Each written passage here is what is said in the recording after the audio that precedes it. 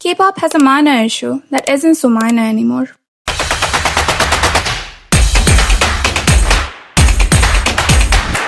The amount of times I've been completely blown away by the audacity of K-pop companies sexualizing literal minors is just beyond ridiculous. As a third-gen K-pop stan, when I say I've seen it all, you better believe me. There was once a time when after turning 18, every manne, aka the youngest of the group, had to perform on the song Adult Ceremony for fans. Now, if you know anything about this song, you should know that it's a very sensual song to either sing or perform. Now, while talking about the hypersexualizations of minors in K-pop, some of the biggest names that comes to mind are BTS Jungkook and Hypen Nicki, with the very recent ones being Baby Monster Chiquita and Curtis Martin and Kinho. Though, there's this one common misconception.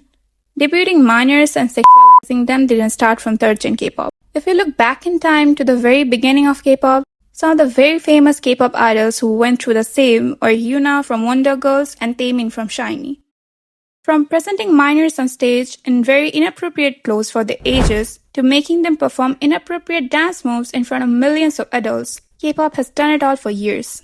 One of the biggest issues that every K-pop fan loves to avoid and deny is debuting minors. So you shouldn't be surprised when I tell you that the average age of a child to become a trainee under a K-pop company is in between 10 to 18. Even if they accept 18-year-olds as trainees, they're very unlikely to ever debut. Because if a trainee needs a minimum of 2 to 4 years of training before debuting according to the K-pop standards, by the time an 18-year-old trainee debuts, they're already gonna be 22, which is considered old by both K-pop and K-dance standards. Another issue that's very much bizarre to me is that K-pop companies literally start countdowns before the minors of their K-pop groups turn legal of age. Then it's a free run. There's no more legal or cultural restrictions on how the company should dress them, make them act, or make them perform. So now, a barely legal idol of 18 to 19 years of age, who doesn't even have their driving license yet, can perform on highly sensual songs while no one bats an eye. And the most absurd thing in this whole matter are the fans. I've literally seen fans normalize the sexualization of barely legal adults with comments like, well, at least the company waited till the idols are 18. At least the management didn't dress up the minor in sexy outfits alongside the adults. The idol doesn't want to be a kid anymore. Stop babying them. They're adults now. They can dress however they want. It's their life, their choices. Yes. It is their life, and yes, they can dress however they want as they're adults now. But do you know why they want to grow up so bad? Do you know the amount of grooming they go through in the K-pop industry as minors?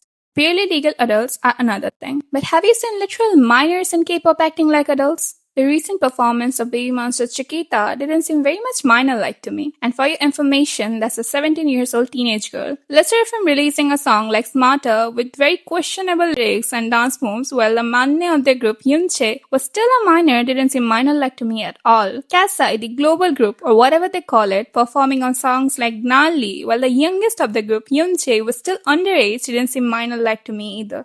The fetish of K-pop using childish, schoolgirl styles on groups like New Jeans, while half of the members are still minors and other halves were barely adults, just doesn't sit right with me. And while talking about the grooming in K-pop industry, how can you forget the great Min Hee-jin? New Jeans members taking her side, even after everything she caused them, shows just how much deep-rooted grooming actually is in K-pop.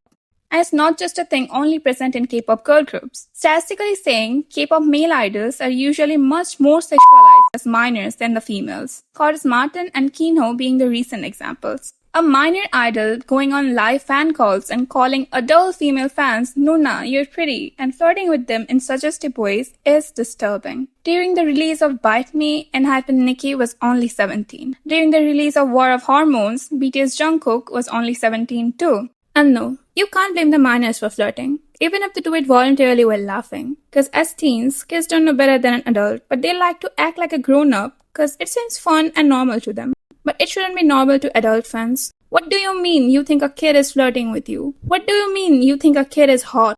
Do you even hear yourself and listen to how weird that sounds?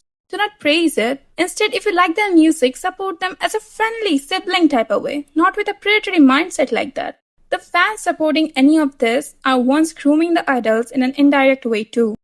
As a conclusion, I would say that I know debuting minors is a topic that is rooted in K-pop from the very beginning of it, and now it has become a part of their culture.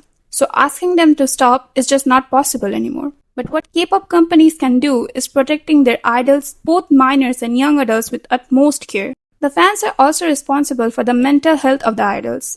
They shouldn't force their own expectation and wants on the idols. They're also someone's child who are away from home and everything they love to make a name for themselves. The least you can do is respect their privacy and boundaries even when they don't ask you to.